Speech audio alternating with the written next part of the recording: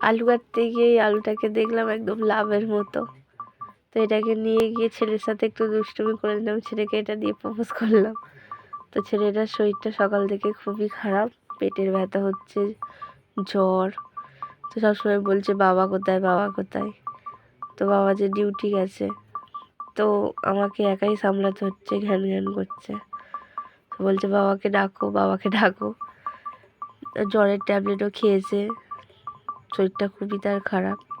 তো ওর বাবা ডিউটি থেকে চলে এসে তো ছেলেকে এখন আদর করছে, ছেলে ঘুমিয়ে কাঁদা, আদর করছে ছেলেকে। ছেলেটার শরীরটা প্রচণ্ড খুবই খারাপ, ডাক্তারখানায় কালকে নিয়ে যাব। ঘরে যা মেডিসিন ছিল আপাতত খেয়েছে।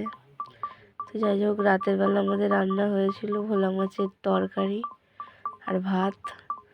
তো ওই দিয়ে আমরা খেয়ে নিচ্ছি, যেহেতু আকাশের মুখে ভালো লাগেনি বলে ওর বাবা বিরিয়ানি এনে দিয়েছিল দুপুরবেলা, সেটা ছিল, সেটাও খেয়েছে। আর আমরা আমাদের মতো সবাই এই রাতের ভাত আর মাছের ঝাল